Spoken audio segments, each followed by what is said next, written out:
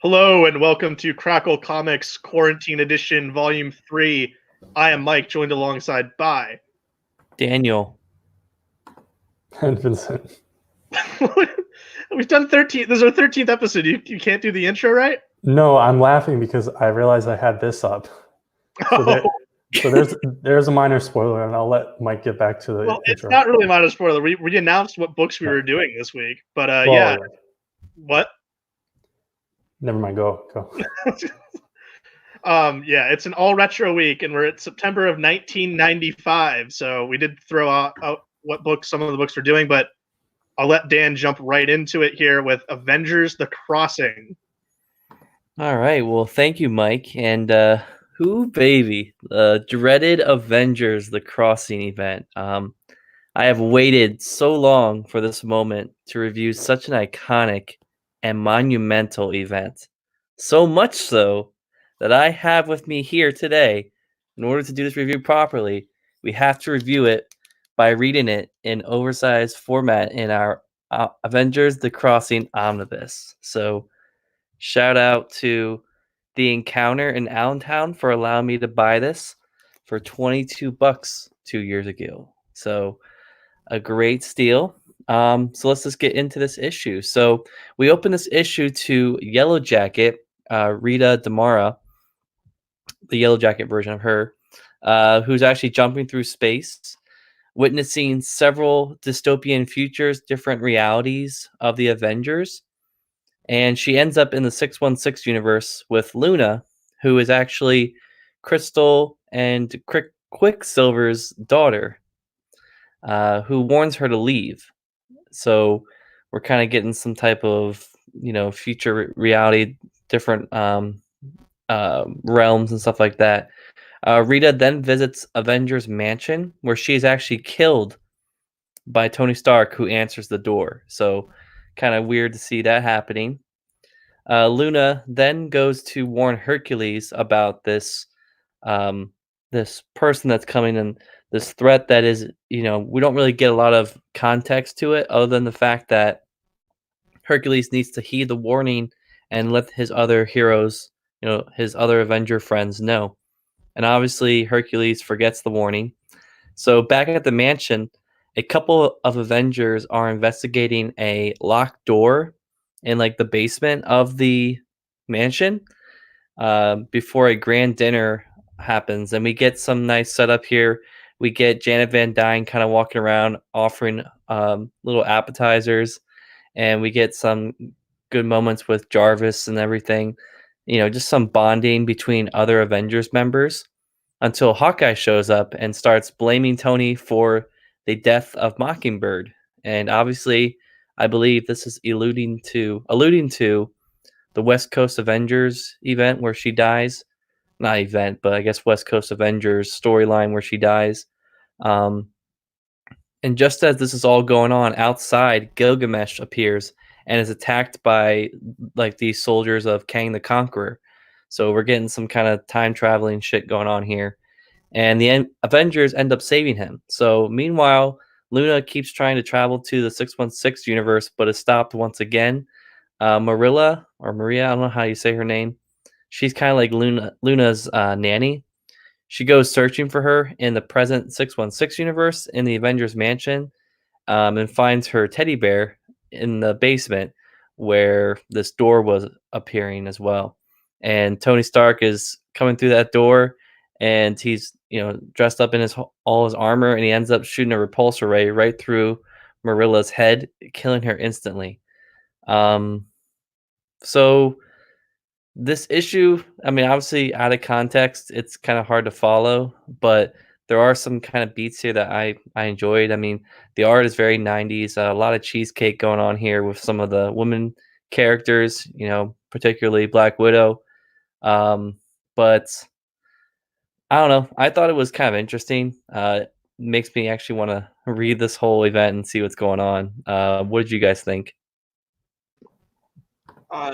There are comic books that are good, and there are comic books that are bad, and there's comic books that are so bad they're good.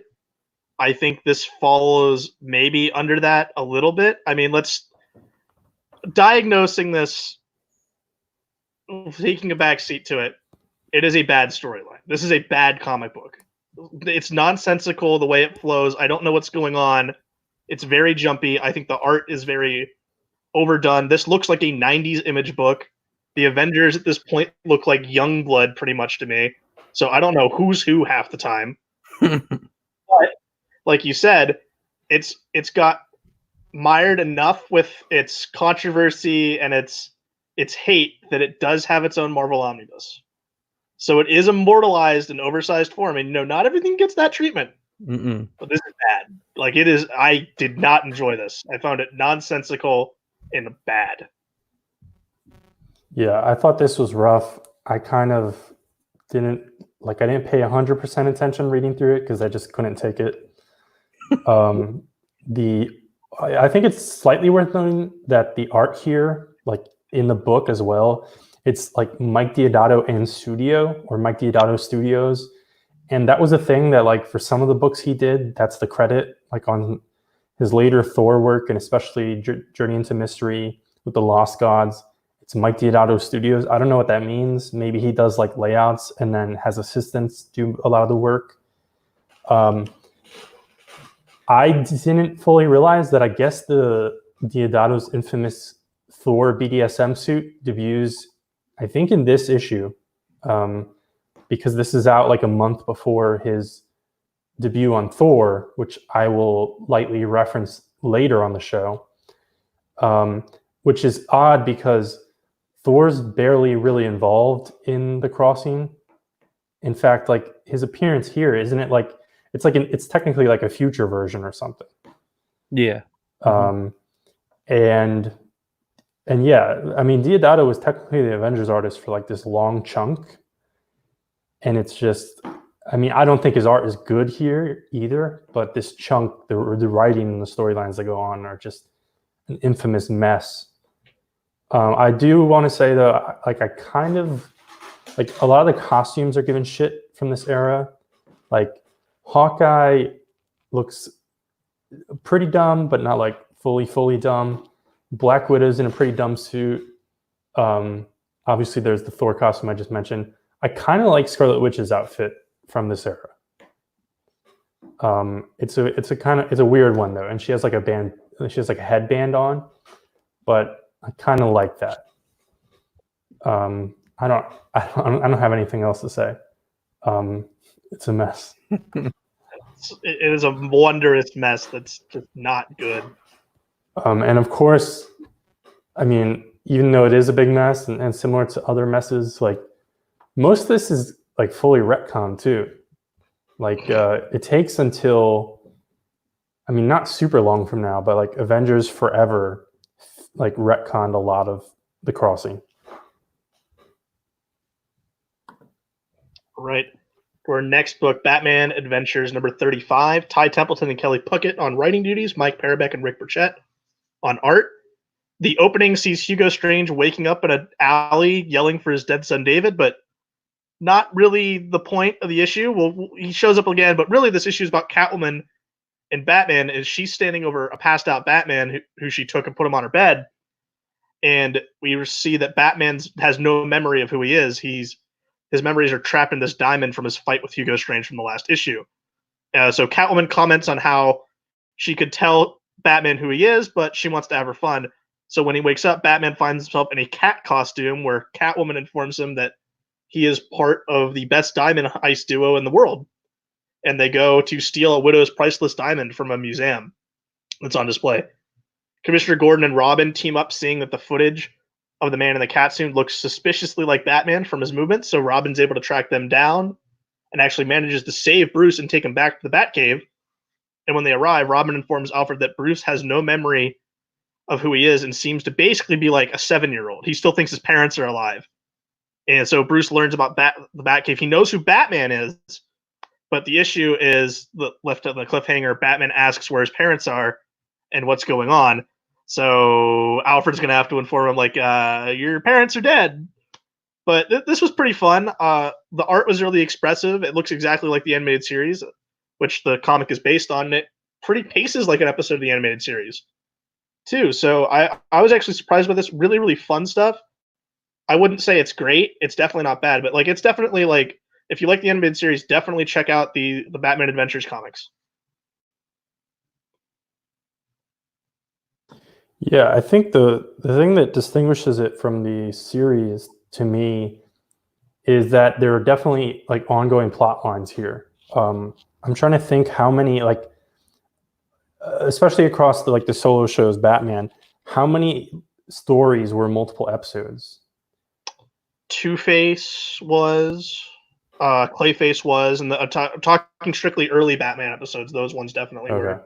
Justice League, almost everything's a two-parter. Superman has some two-parters when you get to Dark Side. I know Justice League for sure.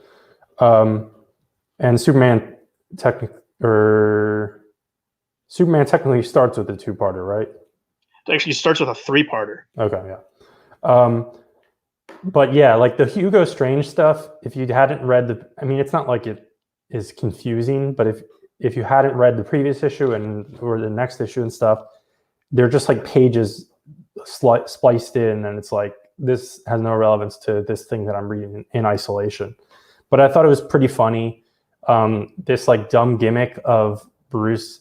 Initially, it's like he has amnesia, and it's not really hinted until later that he's like mentally a 7-year-old.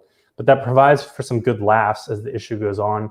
There's a really funny scene of Bruce like jumping off a building, and he's like narrating how he's able to like redirect his fall, and then just like laugh moments that just work on the fact that Batman. So he's like, Mom and Dad are probably worried, and it's like, oh no.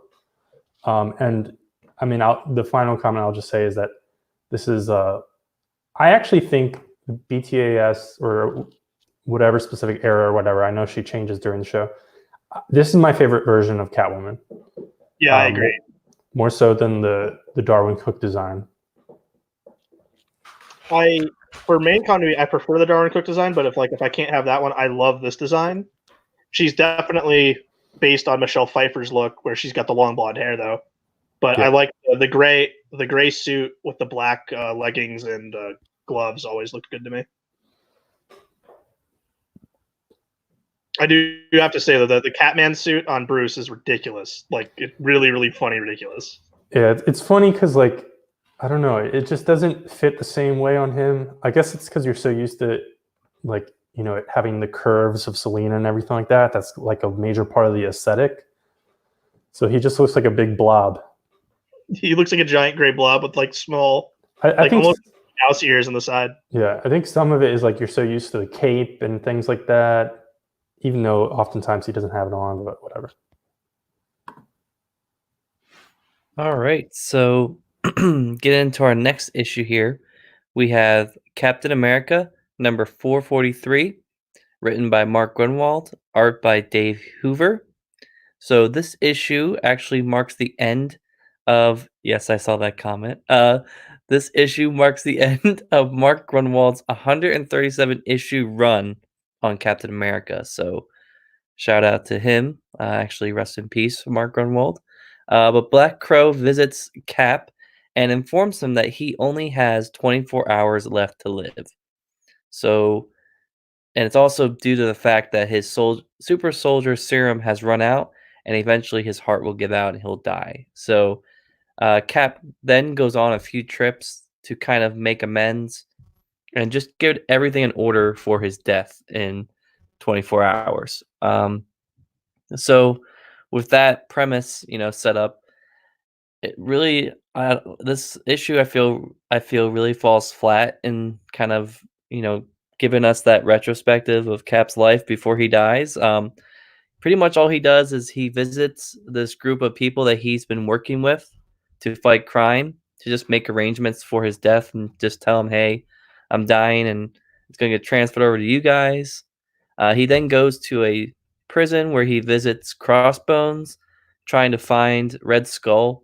Crossbones won't give him any information, and he's also a little upset that, Cap is a little bit upset that he hasn't been able to, turn one of his villains into a hero, make him kind of, revert him back to a hero or whatever. So he's kind of like upset about that. And he ends up sipping tea with Batroc in Avengers Mansion. And we get some really good heart-to-heart conversation between the two of those guys, kind of burying the hatchet between the two of them. And Cap ends up staying in Avengers Mansion, and ends up sleeping, I guess, in one of the rooms. As the Avengers come back, they actually notice that he, his armor, suit that he was in, which looks awful, by the way. It basically turns hollow and there's no one left inside. And all we see is the window to the room open and a crow flying away. So, like I said before, this issue is very underwhelming. I mean, for the end of an era of Mark Grunwald's run on Captain America, especially with this, I was expecting like a big retrospective kind of on his whole run and all the different great moments and kind of just bringing all that to a nice bow. But what we're left with is just a pretty underwhelming storyline and, not a lot of good, parts in this whole issue. So it felt very flat to me. What do you guys think? Yes, one of the big moments is like his goodbye to Falcon is like not even gets a panel itself. It's on a panel with 5 other characters. Yeah. Hi, Falcon. How you doing? Oh, I could be better. My nephew got shot. Oh, sorry to hear that. I'll call you later, but I'll be dead by then. I was like, what the hell? You shared the book's title with him. But yeah, it's held back a lot by the clunky art, the horrible suit. It's really not good. Like it's so and I know you've read more issues of Mark Grunwald Captain America than I have, but for a guy who had the single character defining long run until arguably you get to Brubaker, this is just not a good exit at all. It doesn't even feel like an exit. Too. That's the other thing. It's just like it's just very fast and sped across to get it done and over with.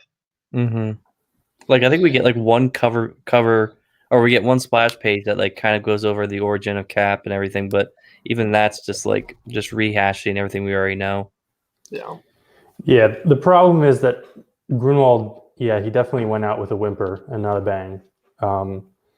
This, I think, as the years went on, and especially as he kind of got less top tier artists, he was just running out of steam. He was running out of ideas. Grunwald, there were a lot of gimmicks in his box that he went back to. Like he's a continuity nerd, so he would be like, let me make a team of all the female villains ever in the Marvel universe, and we're going to call it the Femizons or whatever. And then it's like Cap is gonna fight every single villain ever, and then I don't know, stuff like that. Let's make a female MODOK, and it's just like it's kind of sad because his run is 10 years long. I mean, Dan said the number of issues, but many would argue that sadly it lost its steam like 4 years before this issue, around when Ron Lim leaves, and he kind of just limps forward, and unfortunately also gets straddled with worse and worse or more and more 90s artists. This issue is held back by the art, the dumb armor, the clunky supporting cast, those are those characters that we saw in the beginning, him first saying goodbye to, and other issues. The only really part of this book is I actually do really like the conversation with Batroc. I think there's some interesting stuff there, but that's about it in this entire issue. And then if you get the floppy, if you come across the floppy in the back issues, or I'm guessing when Marvel eventually gets to this in collections, they probably will include it in some way. But Grunwald has a very long kind of memo, as many writers do at the end of their runs.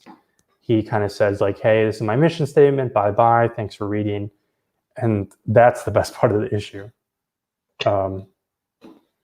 It's kind of sad. And also, so that run, very long, as it went on and on, things got stretched out as well. And you started having like Cap was one of the books that during the summer, they do like a 6-part weekly arc and things like that. So like Man-Wolf is an example of that. Man-Wolf came out only like over a month, but it's 6 parts. And this arc of him basically losing his super soldier serum, like it dissipating, started all the way back in 425. So that just shows like over a year just stretched out this terrible plotline. Not the greatest, but the very next issue is Mark Waid and Ron Garney for a very amazing run, which also got fucked over in a different way. Speaking of Mark Waid, we'll go to Flash number 105. It's Mark Waid and Michael Jan Friedman, Ron Lim on art. So Ron Lim, formerly on Captain America, now he's drawing Flash.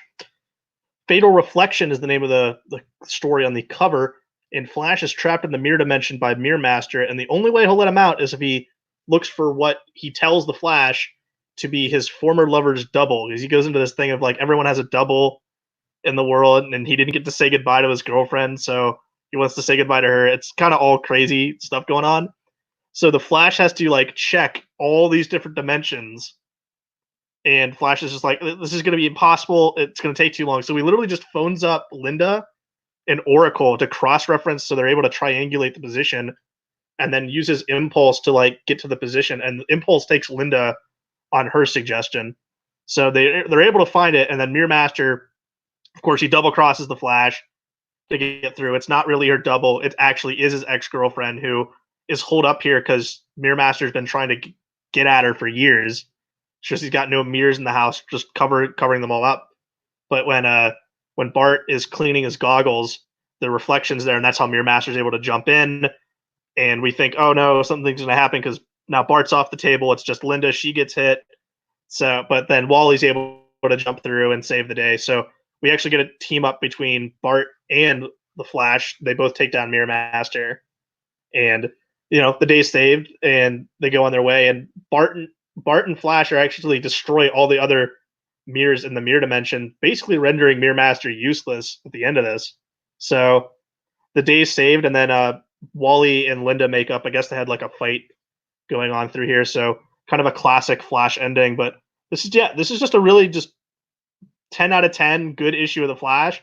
Maybe a little biased for the fact that I love this run. Number 2, like Mirror Master's my favorite Flash villain. So that's got working on it. But Ron Lim's art I thought was fantastic and energetic and exactly what you'd want out of a Flash book, especially at this time. But I had a lot of fun with this one.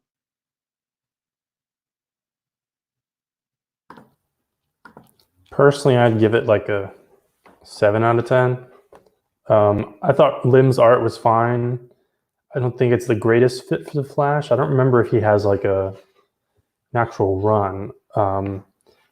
But overall, not just this issue, but this seems like a sort of fill-in run because not run, but like short little period. Because as we went to check the credits before even reading the issues, I was like, Michael Jan Friedman? That's weird. Because at certain points and then towards the end, pretty much consistently, we know that Waid co-writes to some extent with Brian Augustin, who was his editor for the long time on The Flash. And everyone knows that. But like Michael Jan Friedman. So art-wise, Oscar Jimenez took over art from Salvador Larroca starting with issue 100. But then this spot, 102 to 105, are co-written by Michael Jan Friedman, and there are a few other artists mixed in with Jimenez too. And Friedman is mostly known for Dark Stars and then a ton of stuff on Star Trek. He did some Star Trek comics and I think some novels. And I think it's possible that this stretch of issues, Waid wasn't 100% on them because he may have been putting together the crossover event Underworld Unleashed, which he wrote. So it's possible that he brought in Friedman to kind of help him out to allow more time for that. But I don't like the writing didn't seem off to me at all. I thought there were some really good moments for Wally, and Bart is really fun. I really love Bart, and he works really well as a supporting character as well. I just wasn't quite as wowed by the Ron Lim and the story overall. Yeah, I can see it. Like I said, like my favorite villain's Mirror Master, so that was obviously going to get points up by me for there. But our next book, Nightwing #1, not his ongoing, but his mini series that leads into that. I thought it was going to be Chuck Dixon, but no, it's Dennis O'Neil writing, and art is by Greg Land. but 90s Greg Land, so it's not completely schlocky yet. Still some schlock though. So Dick Grayson's getting out of the hero game. He tells Batman after stopping a mugging at the beginning of the book, and like the woman he rescues is like slammed into a wall, like, and Nightwing just kind of let that happen. And then he's commenting on how hot she looks and goes over to kiss her. So, but Batman comes in afterwards and he has a talk with Bruce. He says it's time to find out who he really is. And he folds his costume to Bruce, telling him, hey, you can stick this in a glass case, donate it, burn it, do whatever with it. I don't care. The woman's name was Miggy Webster. And the next day he goes to the hospital to check in on her. And then he was just so like, also, do you want to get a coffee sometime? When she leaves the hospital and ready to go, Alfred drops by his apartment to tell him that his parents' deaths may have been bigger than he thought because he dropped some files on his desk. And it plays into the corrupted nation of Kravia and how his parents might have known something for why they hired Boss Zuko to kill his parents. We don't fully exactly know what's going on there, but the head of Kravia gets word that Dick has learned the truth somehow. Don't really know how they learned that, but he hires a hitman to go kill Dick Grayson, and we see him approaching Dick at the end of the issue as his date with Miggy concludes. I liked this, though the characterization is very weird and off in a lot of places. This, like, I'm wondering what Dennis O'Neil was thinking on this, because just how just brutally this woman's just shoved into a wall and then made to look as an object is very odd and out of place for a writer from what I've seen from him in the past. This was very odd, I felt. Like, good, but definitely head-scratching.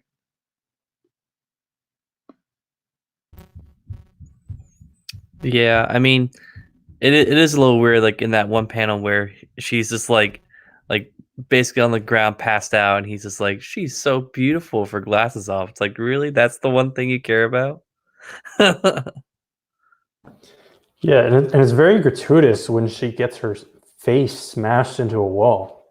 Yeah, it's like a whole half page. It's like a whole half-page splash panel. It's like really gruesome. Yeah, but for me, it comes down to it. Like it's a scale. It's hard to say how much of that is the writing, how much of that is the art.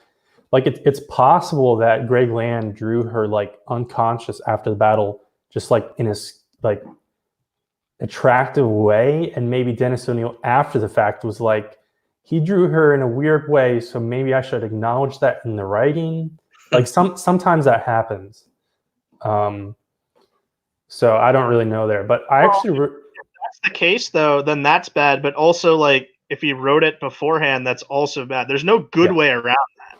Yeah, I mean, either the writer and or the artist, it's someone's being a little skeevy. I actually really like the art here. This is relatively early Greg Land, at least as far as I know, with the trajectory of his career. His faces and figure work are a little rough in some spots, which I think he refines over time. Like later, he has an ongoing gig on Birds of Prey with Chuck Dixon, and like a lot of people have probably read the one issue where Nightwing appears in that to go on a date with Barbara.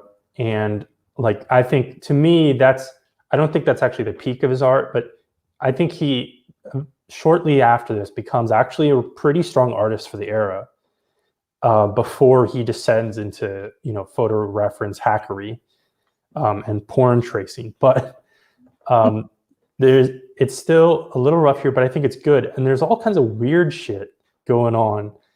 Some of it is the coloring and some of it is background. Like there's a couple pages where you see like Nightwing silhouettes in a montage, like to display action. And there's areas where there's like weird background, like patterns or techniques. Like there's a spray paint like background in some spots. And like at the very end, when Dick kisses the girl, there's like this weird, like pseudo, like you'd almost think like a stained glass kind of background. It's very odd. But there's also, I feel like there's also very early hints of potentially the hackery. Because I don't know if you noticed, but Dick, when he's talking to Bruce, he recounts like, oh, blah, blah, I was Robin. And that panel is literally exactly the same as the panel on the previous page of Batman and Nightwing swinging in the present, but he's swapped out the Nightwing figure, but literally just the figure, because the rope that Dick is holding in the present and in the past as Robin is in the same exact shape too. And the figure's in the same position. It's very strange. And there's like an artistic element there, like showing that they're the same people having evolved through time, but there's a little bit of corner cutting. That's pretty much most of what I had to say. I thought this was fine, and I enjoyed little pieces of it. I will definitely take Chuck Dixon and Scott McDaniel over this any day. I agree. I will say, commenting on there are a lot of panels with those crazy backgrounds that look like they could have been like posters or like fold-out posters. Definitely, it was fun to look at, but in context, it's head scratching. And just one last thing, I won't go deep into this, but it's interesting because obviously there is some continuity here. Dick references how he was recently Batman during after Nightfall, during Troika. And product. Yes, yeah, you're right. And so this is 1995, obviously, but there was a Nightwing miniseries planned. Originally, one was supposed to come out in 1991, and it was going to be written and drawn by Art T-Bear, and it was supposed to tie in with his relationship with Starfire, eventually leading up to the wedding. But I don't know if that fell apart and this or what or the other, but obviously Dick and Corey's wedding went a completely different way, and then they didn't get to an actual Nightwing series until this point, which has always stood out to me because obviously they're huge fans of Nightwing. Nightwing is a very popular character, but it's crazy and obviously Dick had solo stories in the Golden Age and the Bronze Age, but in the modern era, he doesn't have his own book until 1995, which kind of seems very crazy to me because the Robin book is probably like at least a year in at this point, and Robin had 3 miniseries before the ongoing. So Robin's deep into solo stuff. The next book is not that. It's Power Shazam number 7, written by Jerry Ordway with art by Peter Krause. I forget how to say his name.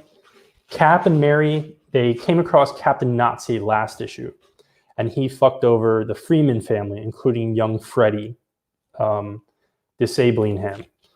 And he's in the hospital, and Captain Nazi flew off. So Cap and Mary go to Shazam, the wizard, for help. And he kind of brushes them away. It seems like he's a dick. And there's this little like tease here where it's like, I don't know what Talkie Tawny is. Like the wizard's like, Talking Tiger, what the hell are you talking about? So there's a tease that there's something mysterious going on there, and I don't really know what that refers to. I'm sure it comes up in later issues. Freddy is in the hospital, and his like bully classmates make a joke about Dr. Kevorkian, which dates this a bit. And Billy, we see a little bit of Billy in his kind of quote unquote civilian persona, where he is a radio host, and he's kind of set up with Busha, I guess that's how you'd say the name, Busha Savannah, as his tutor. And that is Dr. Savannah's daughter, I believe. And she's trying to get closer to Cap and knows that Billy has some relation, but obviously she doesn't understand the entire secret identity. Captain Nazi heads to the hospital to finish the job. There's a big fight, and you kind of learn more about how the powers are split between Cap and Mary and how they affect each other. And you also get some reference to how like this Power Shazam continuity works, because Captain Nazi talks about having fought some of the other Fosse heroes in the like back in the 40s or whatever, like back in time. Because post-Crisis, like when they eventually got to this like final-ish relaunch of the franchise, they decided Fawcett City is like covered in like a dome, which has it like permanently trapped in time, like back in the 50s or something. It's very strange. But they basically screw up Captain Nazi and he gets hauled away. But there's a really cool moment where Cap and Mary use their transformation, essentially the lightning bolt, to restart Freddy's heart because his heart has actually stopped beating during this fight. And for a second, they're like, that might not be a good idea to call down these lightning bolts on top of this injured child. But it works out for them, thankfully. And then they figure out a way to give him part of their powers so he becomes Cap Jr. And some of the explanations of this issue are kind of glossed over, and they're just convenient. There's things like, it's like, why does Freddy transform saying Captain Marvel while the other two say Shazam? It's not like the Wizard tells him, because it would make sense that the Wizard would know. Cap just says like, oh, by the way, you should probably transform saying my name, because I don't know, that makes sense. And then there's a quick like one-page subplot. Black Adam is in prison from previous stories, and he stabs a dude.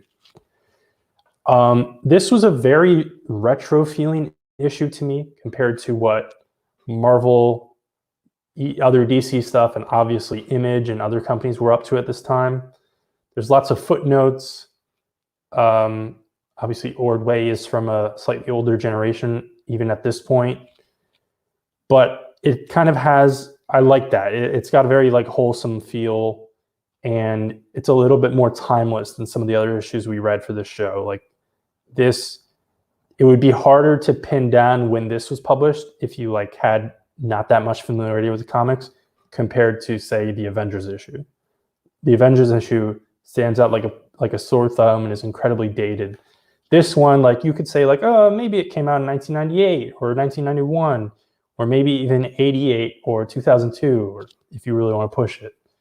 I enjoyed this. So did I. I liked it a lot. I liked the classic feel of it. Just as I was getting used to Captain Marvel's current look, I'm reminded that no, his original look is always better. The art in this is fantastic. The story, while simplistic, I think definitely works, and it is a much more throwbacky tone than anything we're reading on this show, definitely. But I'm positive all around. I just hope DC finally gets around to collecting all this in a proper manner. Well, they kind of are. That's actually what I was just about to double check. If maybe it hasn't been officially solicited. A hardcover, a standard size hardcover, collecting a chunk of this it's in a catalog somewhere or whatever, but I guess it hasn't been officially solicited, and who knows when any comics are coming out again, so stay tuned. Skrull Kill Crew, Grant Morrison and Mark Millar, and Steve Ewell on art. So meet Ryder and Moonstop. One, we have a British cowboy. The other guy is a giant black guy with dreadlocks who uses a giant gun and has like shapeshift powers. They all have shapeshift powers. So there are two members that we meet of the Skrull Kill Crew, and they have metahuman abilities from consuming meat from the Skrulls who thought they were cows. That was back in the early Fantastic Four. I think those Skrulls got turned together. Maybe Fantastic Four #2. But the opening of this comic sees them storming into a classroom and shooting a teacher and a kid who are both Skrulls. Later, we see them meet Dice, who's like a surfer dude. They kill his girlfriend because she's a Skrull. And then he has metahuman powers where he's like getting gills and shit. And then they meet one last person who's like this punk rock girl, and her name's Heidi. And then also she can shapeshift, and it all converge on a New York alleyway. This is nonsensical and just some like edgelord bullshit. It is aged so terribly. The language, the slang used, like everything about this is bad. Like, and this is from the Grant Morrison and Mark Millar team. This is much more Millar's voice than Morrison's. But oh my god, this was terrible. I hated reading this. I thought this was going to be fun as like kind of a 90s gem, but like this is an infamous gem. Like Avengers of the Crossing was so bad it's good. This is so bad that I never want to read it again just because it felt like dirty, and I don't ever want to revisit this again. But Vince, you want to give more info on Skrull Kill Crew? Because I've had enough of it. Not much more. I'm not as hard on it as you are. I kind of enjoyed this. it's pretty dated and it's odd, but I think because it's coming from that kind of off-kilter British perspective, it's slightly different for me. Like it's weird and unfamiliar on that level enough, like as far as their stupid slang and the style of the writing, that it doesn't feel the same as some of the other dated 90s stuff. That's pretty much it. It works for me a little bit. I can say I do have one story to share about Skrull Kill Crew, which is like I was in an antique shop as a kid, and of course there were comics in this antique shop, and I'm flipping through them. And for some reason, out of all the issues I chose Skrull Kill Crew, like whatever number it was, because Captain America was on the cover. I was like, oh, I know who Captain America is. Imagine being like a 6-year-old kid digging through this book and you're like, what the hell is this? And that's the same kind of reaction I have now, almost over 15 years later. Yeah. What did you think, Dan? Yeah, I mean, more of the same. I mean, it's just, yeah, I mean, the Skrulls as themselves are an interesting, like, alien race in the Marvel Universe. And, I mean, the premise of it is here, and it seems like it's, like, a good concept, but it's just not really well executed. The whole thing of, like, the surfer person and, like, the girlfriend, I felt it was a little drawn out, and it just was a little cringy at times. But, I don't know. Secret Invasion was a better Skrull story. I'm trying to remember whether I don't think this was mentioned at all in the Empire lead-in that I talked about last week, but this is kind of like a major footnote in Skrull history in the Marvel Universe and on Earth. And there was actually not by Morrison and Miller, but there have been subsequent Skrull Kill Crew stories. There's in fact a Skrull Kill Crew complete collection. And so, if they're going to touch all the history of Skrulls in the Marvel Universe, it'd be interesting to see this referenced in some corner, some tie-in of Empire.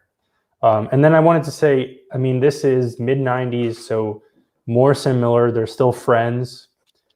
Morrison is working at this point on Invisibles, and Flux Mentallo is right around the corner, but JLA hasn't started yet. So he's not like a superstar, even though he's had acclaim stuff on Animal Man, Doom Patrol.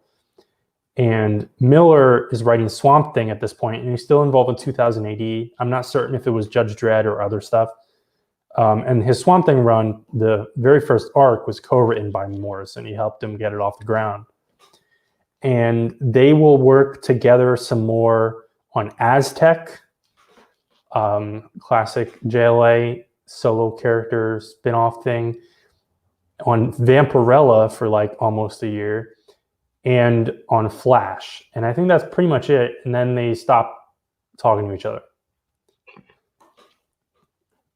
Now, Mike earlier said that Power Shazam felt like the most kind of retro tone issue that we read.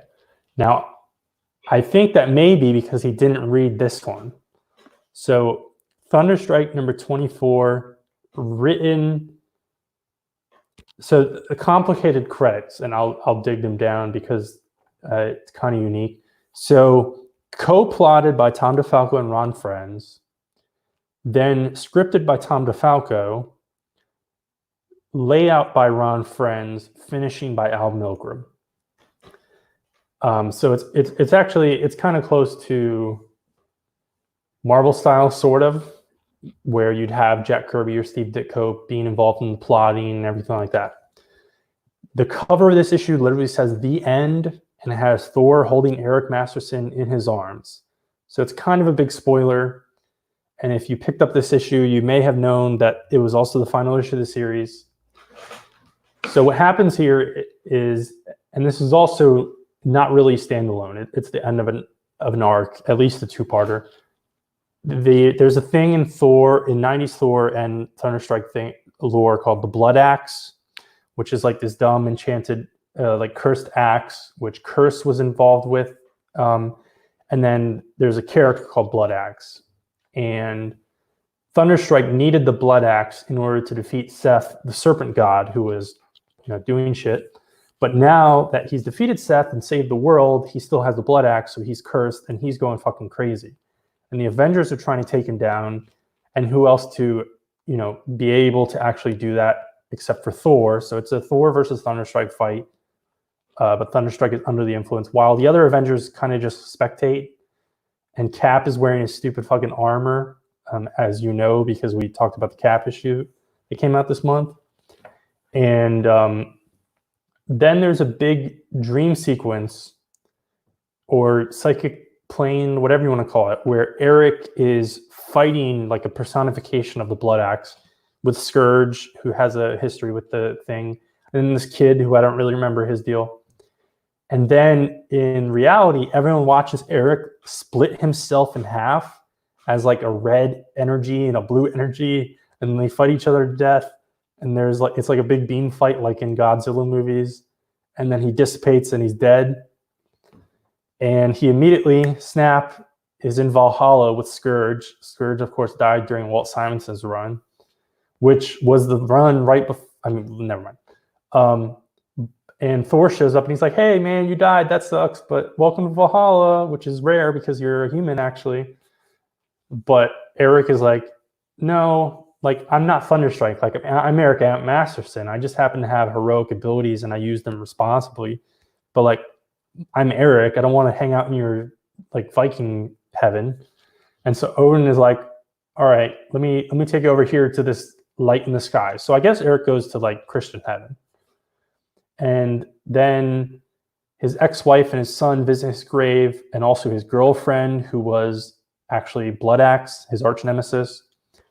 And then Thor edits his tombstone inscription to add the words, "The world still needs heroes," which was the inscription on Thunderstrike's mace, similar to, Thor.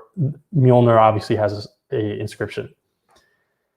I really enjoyed this on Spider-Man, but especially on Thor and later Spider-Girl. DeFalco and friends, they have a very retro style that comes off pretty square next to everything around it.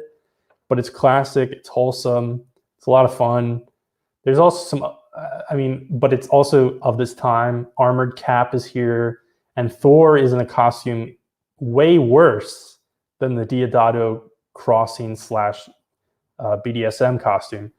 This is this W.C. Wyman design during Roy Thomas's second run in the 90s, and I've never understood this costume. It's very strange. He's wearing like a blue tunic, but like his nipples are out. I don't think his nipples are out, but like it's cut into his body like here. And there's these like yellow like blobs on his chest. It doesn't make any sense. It's terrible looking. And then the next issue of Thor, or maybe the one that came out the same month, is him dealing with grief, and he gets into a misunderstanding fight with Absorbing Man, who had a relationship with Eric similar to Wally and his rogues. So if you're into Thunderstrike or interested in Thunderstrike, definitely track that down. I think that's Thor 490. And then the franchise catches up with the full-on 90s with Warren Ellis and Mike Deodato. But Thunderstrike I'm a fan of Thunderstrike. I think Dan read this, so let's see what he thinks. I did not actually, so I'm sorry. But I do like Thunderstrike as a character, though. So I will say, Thunderstrike gets a thumbs up from me. All right, so an issue I did read is Wolverine number 93, written by Larry Hama. I don't know. Artist is Adam Kubert. So the issue actually opens to Wolverine like stalking what? Well, I hear laughing in the background. Okay, the issue opens to Wolverine stalking a deer when Cannonball shows up and actually ruins the whole hunt. And this leads to the two of them kind of racing each other. Wolverine jumping on his motorcycle, and obviously Cannonball just, doing what he normally does. Meanwhile, in the X-Mansion, Juggernaut actually wakes up from a coma that was induced by Onslaught, and he escapes the mansion. So Wolverine and Cannonball end up going out to a bar and drinking. And I think it's implied or stated explicitly that Cannonball is not of age yet, but Wolverine's just like, whatever you can drink doesn't matter. And Juggernaut shows up at this same bar trying to pick a fight with Cannonball um, until Cannonball just decides to throw up. And Wolverine's like, why don't you just leave? This guy is not in good shape. Let me take care of him. And Juggernaut is just like, sure, I'll leave. And then Storm shows up after chasing down Wolverine and is like, look at all you did to this freaking bar. You destroyed this place. And Logan's like, it wasn't me. It was Juggernaut. And the last little bit here is Juggernaut ends up, walking away from the bar, and he is sent into another dimension by a character by the name of Zoe Culloden. I don't know how you say that name. Just as the other three X-Men try looking for Juggernaut, he is zapped to another dimension where the X-Men are actually being watched by this Zoe figure and her minions. This was a pretty meh issue to me. Not a lot happened. I thought the art was pretty interesting at parts. There's a splash page with Juggernaut, I think, drinking alcohol or something. That was pretty intriguing to me. But other than that, kind of interesting issue. I mean, as a standalone book to read, it was it was pretty easy to follow. Just some stuff, with regards to Onslaught that obviously someone like me who hasn't read any of that yet, doesn't really have any background, kind of tough to understand. But I thought I did a good job explaining it as much as they could. So what did you guys think? Mike, did you finish reading it or no? I told you I didn't read this or Thunderstrike. Why do you keep asking me? I know you skimmed it. I don't know if you actually No, I opened the first page and went, nah.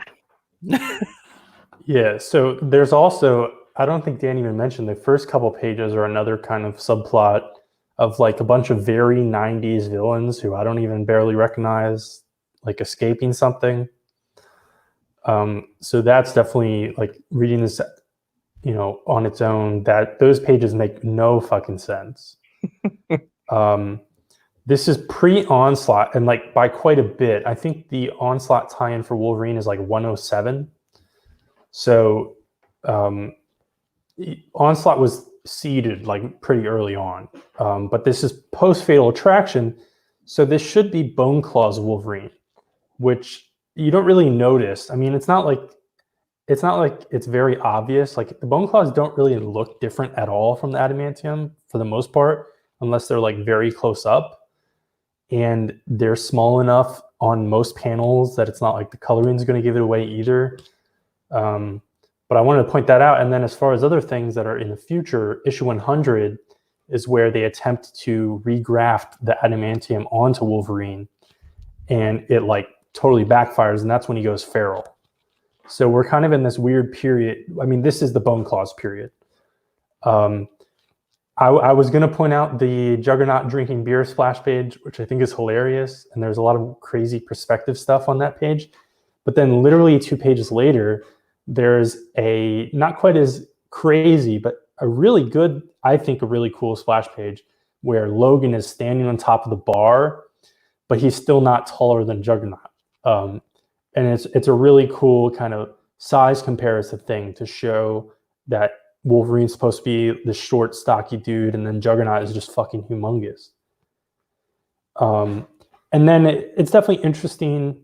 Dan hasn't been reading any of the X-Men books, but it's interesting to see this issue because it's during the Adam Kubert run. This is 1995 when some of us were born, and Adam Kubert now in 2020 is drawing Wolverine again. It's kind of interesting. Very different style as well. All right, Wonder Woman 101. This is written and drawn by John Byrne. This is the first issue of his run. Wendy has moved to Gateway City, which I'll talk a little bit more about later. And this issue really shows her off as powerful and big. She's throwing tanks. She's crushing guns in her hands.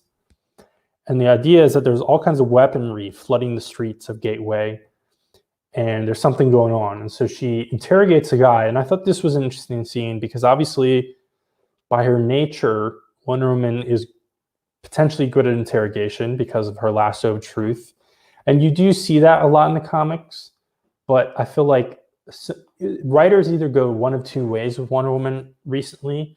They either kind of lean on her being like a warrior and violent, like that's what Brian Azzarello did, and like, you know, Greg Rucka, at least in his first run, kind of leaned towards that, and that was ultimately kind of his, like, I don't want to say thesis, but obviously the Maxwell Lord infamous thing plays into that. And then other writers kind of go the other idealized version where it's like she's all about peace and love, and she wants to convert all her villains and things like that. Byrne, he's not really on either side, but it's interesting to see. There's a scene where Diana interrogates someone, and it's not like you see her beating the shit out of them, but like it's similar to what you might expect from Batman or Daredevil, as far as kind of her attitude towards this goon. She crushes a huge metal vault door, and not just is she drawn as very tall, but not super muscled, just big. She also has huge hair, which I think is funny, and that's an aesthetic. But Perez does that too, but for some reason I associate that with John Byrne. Like on the cover of this issue, like it looks like her hair is like the same mass as her chest, flowing behind her.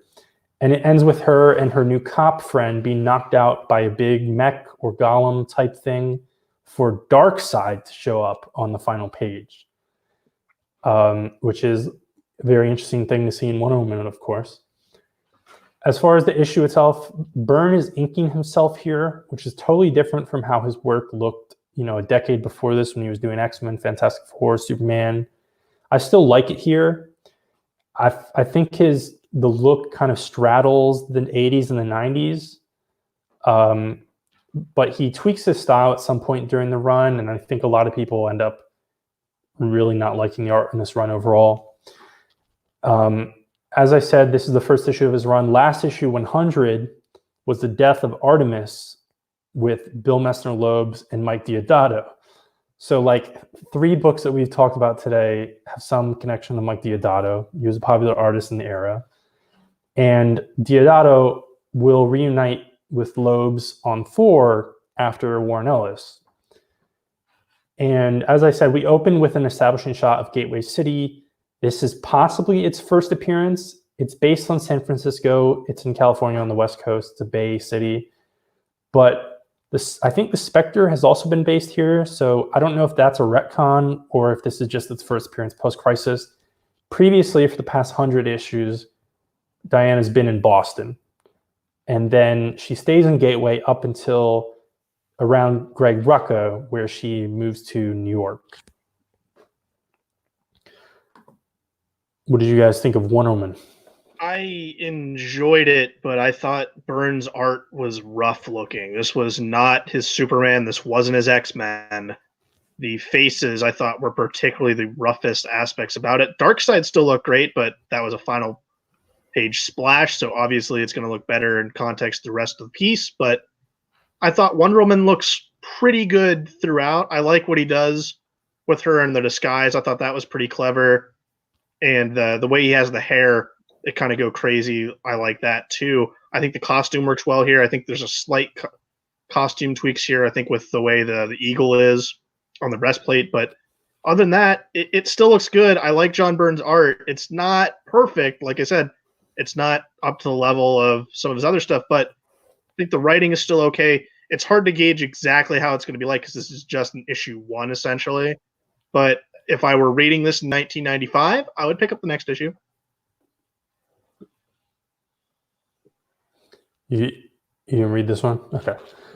Yeah, I actually have a slightly similar story to Mike's Scroll Kill Crew on this one, because for whatever reason, when I went to like flea markets or things like that, like multiple times I came across back issues of John Byrne's Wonder Woman, which is very strange. I mean, this is early 2000s, so I guess Like this may have been like kind of the peak of, if not like Wonder Woman sales in the 90s, maybe like Wonder Woman printing in the 90s. Like maybe they didn't sell very well, but they printed a lot. That's always a gamble with this era. But I had a handful of these back issues as a kid, so like I kind of am familiar with this run. And other things, this run changes a bit with Donna Troy. It introduces Cassandra Sandsmark, but doesn't like fully make her Wonder Girl yet. And it also has some kind of like JSA World War II elements. And DC has recently collected it in 3 standard-sized hardcovers. So if you're interested in the run, it's out there. Now, our final book for today is Untold Tales of Spider-Man #1, written by Kurt Busiek, art by Pat Olliffe. Pete is still new at being Spidey. He's working for the Bugle. He's dealing with struggling Aunt May. He fights the Scorcher and tries to become a special police officer with Captain Stacy, which is an interesting idea that some superheroes have attempted before. And he ends up accidentally fucking up Captain Stacy's plans. They had this whole idea where they set a trap for Scorcher, and they were going to actually not capture him, take him down. They actually wanted to follow him and track him to figure out a larger scheme. But Spider-Man doesn't work with the cops, and he's new to being a superhero, so he kind of accidentally fucks it up. But he got Scorcher for them. And that's basically what this issue is. This is not the start of the run. Before this, Busiek did Amazing Fantasy number 16 to 18, which take place between Amazing Fantasy 15 and Amazing Spider-Man 1. This first issue of the ongoing series is after Amazing Spider-Man 6. The Scorcher is basically the only new villain introduced in this series, and there's like 1 or 2 others that has any staying power. He showed up again in Thunderbolts, but that was also written by Kurt Busiek, so it doesn't really count. And he's occasionally in the background of stuff. I think he's actually technically been in a Nick Spencer issue or 2. This feels very retro, but unlike, well, at least to a certain extent, unlike Thunderstrike and even unlike Power Shazam, this is completely intentional and like out of their way to make it intentional. The continuity is there. Jameson is, as you expect. Betty is there. There's an origin recap page, which is handy for, first issue, especially set in this era. There's a few cute moments where Kurt Busiek kind of tries to put on his Stan Lee hat. There's some alliteration. There's some quips. On the art side, Pat Olliffe, he's not super flashy. Obviously, he's no Todd McFarlane, no Eric Larson, not even Mark Bagley. But he has some great swinging scenes, crawling scenes, and action scenes. I think he really gets the kind of weight and momentum of Spider-Man pretty well without being flashy. And then I want to definitely note, while we're in this era, that the main Spidey books are in the middle of the Clone Saga at this point. And we've covered the whole Clone Saga, so if you wanted to compare this and our thoughts on this issue to that stuff, go check out the episode Exiled, which was when it's kind of an in-between arc. It was Ben Reilly, he's still the Scarlet Spider. He's considering leaving town and getting away from Peter and maybe stop doing the hero thing. And Pete is going crazy about to hit his wife. So especially within that, I know Dan, I believe Dan read this as well, but especially during the context that I just mentioned, Mike will have a slightly different insight as well. I kind of feel the way you felt on Flash for this, like a 7 out of 10, like wasn't bad, wasn't great, was solidly good. Knowing that I've read all the other Spider-Man books at this time, yeah, it's kind of the best one because it's what you want to read in a Spider-Man. Kind of. But I kind of prefer. I mean, if you're on the Clone Saga train at this point, you're on the Clone Saga train at this point. So I don't know. Like, I guess I would read the mainstream Clone Saga stuff before I read this. I don't know. I don't know. That's crazy. That I don't, and I did not think I was going to say that just because, like, I've seen this before. Like, there's nothing new here. At least with like, maybe this is the way I'm wired. With like, I prefer to read main continuity books than Elseworlds or something else. So, like, yes, this is main continuity, but this is still it's self-inserted here and here, so you don't have the leeway and freedom a little bit more than the now. You have to work in the contents of the past. But like I said, Paddle Wolf's art's good, music's very good. 7 out of 10. Like, it's not world-breakingly good. I think I enjoyed it, but like, I don't know. I was enjoying Ben Reilly, so like, I don't know. Like, it's definitely not bad. Definitely worth reading. I am interested in this series. I know it got an omnibus, so like, I don't know. And I didn't think I was going to say that. I still don't. I'm still not sure that I agree with what I'm saying now. I honestly don't know. And now Dan for an unadulterated view. I mean, I was kind of underwhelmed with Scorcher. That's his name, right? Scorcher. Well, yes. I mean, Scorcher's dumb. Yeah. It's a very uninspired design. But I mean, I don't know. I like all the beats of the original, like Steve Ditko and Stan Lee run. I mean, the art is really trying as hard as it can to call back to those moments, and I gotta applaud it for that at least. I mean, like I really enjoyed that run, and there's some moments there which is really cool. Like Mike said, this did get an omnibus, so obviously people must have liked it enough. Also, the fact that it's Spider-Man. Never mind, my bad. Who am I kidding? And also there's a Crossing omnibus, there's Clone Saga omnibuses, so like there's no real parallel. Yeah, that is true. The only parallel is that there is a Crossing omnibus. Like, why would that exist? Because the story is so long. Like, you got a point. Like I said at the beginning of the show, not everything gets an oversized hardcover. There has to be some sort of reason why X gets it. But when it's Spider-Man, yeah, you could probably tell one's coming. Yeah, I mean, I don't know. I don't think it was offensively bad. I just thought it was decent. No, I didn't say it was bad. Like, this is good. Like, it ticks all your boxes for what you want out of a Spider-Man book. I just don't think it's amazing. Pun intended. No, but all right. I think that concludes the show. It is an all retro week, but do we do picks of the weeks? We do. Well, what was the pick of the week for this batch of books we read? I'm gonna give it to Power of Shazam. Okay, I'm gonna take Flash 105. Wow, this is tough. I don't know. Can I say something? You'd have more of a variety if you read more than like 3 books this week. I read 6 books for your information. I'll go Nightwing #1. Yeah, and you missed some of the good ones, in my opinion, at least. Damn.